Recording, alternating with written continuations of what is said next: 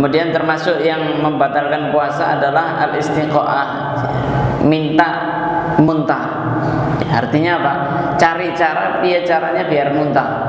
Nah, entah itu nyium-nyium bangke, deketi sampah dicium-cium, wah dinikmati ya, sampai akhirnya muntah, atau mulutnya disokrok-sokrok. Nah, ini sama juga ya, mencari muntah. Nah, itu kalau dia muntah karena sengaja itu bisa batal puasanya. Tapi kalau misalkan muntahnya nggak sengaja, sakit, puyeng ya, atau lewat jalan bau bangke langsung dia muntah, nah itulah membatalkan puasanya ya, selama tidak ada yang kembali ke dalam ya. Jadi kalau begitu dia muntah, bersih-bersih mulutnya ya, ketika membersihkan najis yang ada di mulutnya diperbolehkan sampai ke tenggorokan sini. Nah, itu karena itu adalah hal yang najis. Beda halnya kalau misalkan kumur di dalam wudu.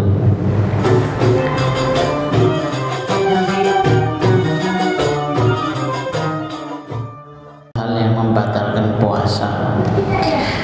Di sini yang pertama riddah, yaitu murtad ya, keluar daripada agama Islam walaupun hanya sejenak ya, sedetik melakukan hal yang baik maupun itu sifatnya perkataan atau perbuatan atau keyakinan yang bisa mengeluarkan diri seseorang dari keimanan kepada Allah Subhanahu wa taala, maka puasanya tersebut langsung saat itu juga batal walaupun dia cepat-cepat kembali untuk bersyahadat kepada Allah Subhanahu wa taala. Yang kedua maupun yang ketiga yaitu al-haid wa nifas. Seorang wanita yang haid maupun nifas walau lahdatan ya, walaupun itu hanya sejenak. Kapan batalnya? Batalnya itu dengan melihatnya darah. Padahal ketika melihat darah itu belum pasti haid. Dan itu karena haid itu paling sedikit itu kan 1 hari 1 malam 24 jam. Kenapa menjadi batalnya pas ketika melihat darah? Karena dohirnya itu adalah haid, sehingga itulah yang menjadikan puasanya menjadi batal. Walaupun tinggal 2 menit lagi adzan maghrib ya, kemudian melihat darah, maka batal hari tersebut nanti dikodok setelah Syawal, baik maupun itu yang haid ataupun yang nifas. Kemudian yang keempat wawiladah ya, yaitu melahirkan ya, ini juga termasuk daripada hal-hal yang membatalkan puasa walaupun setelahnya itu enggak nifas ya, walaupun setelahnya itu enggak nifas. Kemudian yang selanjutnya yang kelima adalah al-junun, gila. Ini juga membatalkan puasa walaupun sejenak ya, walaupun sebentar ya, gilanya itu sebentar cuma 5 menit ya, 10 menit habis itu waras lagi.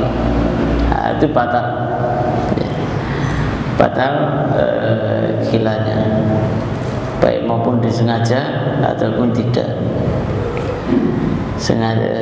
Sengaja itu ya benar-benar gila ya, sakit, bukan pura-pura gila ya, pura-pura gila ya tidak batal. Kemudian yang keenam hal-hal yang membatalkan dari puasa adalah irma ya, pingsan ya, pingsan dan juga mabuk ya, ini sama halnya, hukumnya sama. Kalau misalkan ini terjadi disengaja, jadi dicari dia caranya ben semaput. Kan ada tuh yang sekarang kadang dimandekan jantungnya ya, biasanya anak-anak akhirat tuh terbang sampai ke akhirat tidak balik lagi.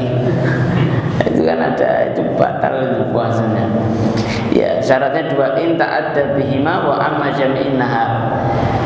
Sempingsannya atau mabuknya itu dengan sengaja plus 1 hari penuh ya, jadi dari mulai pagi sampai maghrib itu dia mabuk, tidak sadar-sadar, ataupun ketika pingsan dia nggak sadar-sadar maka ketika itu puasanya hari itu batal atau puasanya hari tersebut tidak sah. Tapi kalau misalkan dia nggak sengaja sakit atau pingsan atau punya penyakit, kadang-kadang sering pingsan, nggak dibuat-buat tapi sakit memang dia itu, nah itu nggak membatalkan puasanya tersebut walaupun 1 hari penuh.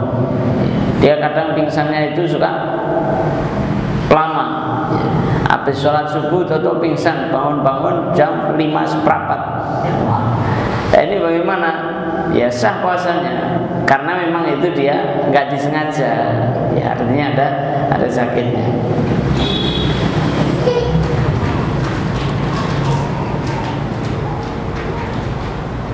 Kemudian yang selanjutnya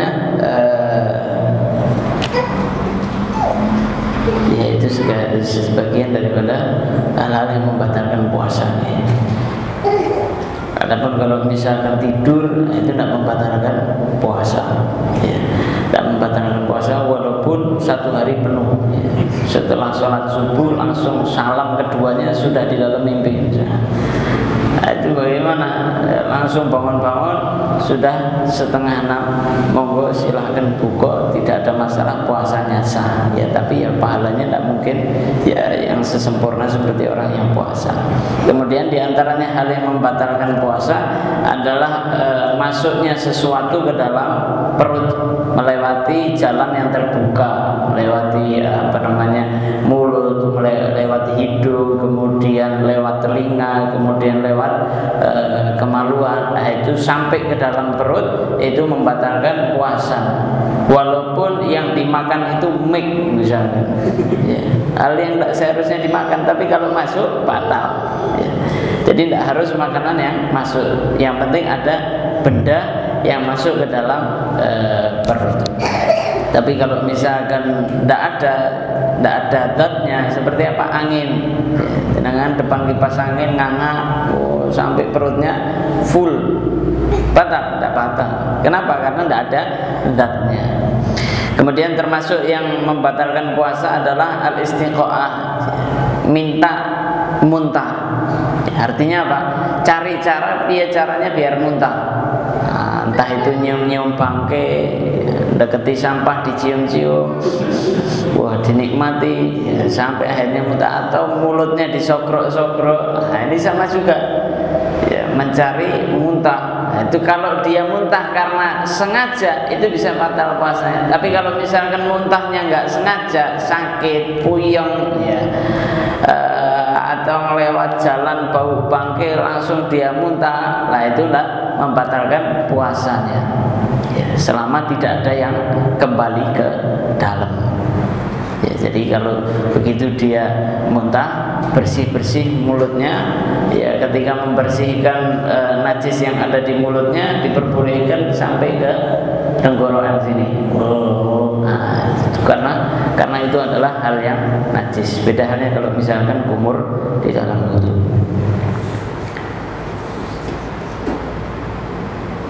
Ya, kemudian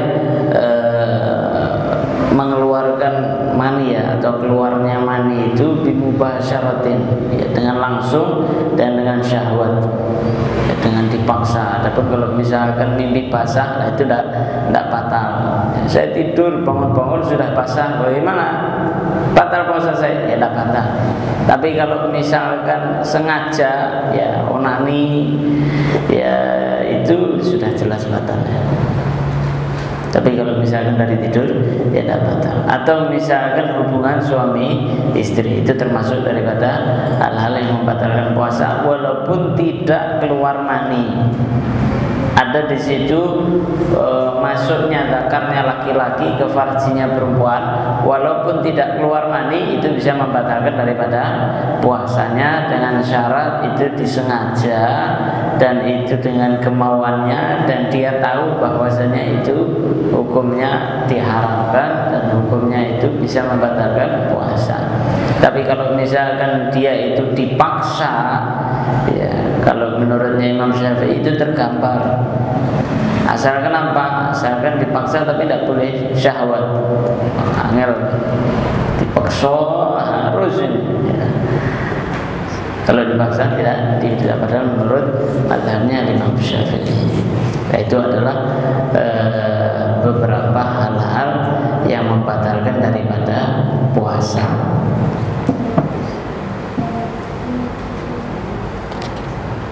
Oke, wallahu a'lam bishawab. Insyaallah kita lanjutkan lagi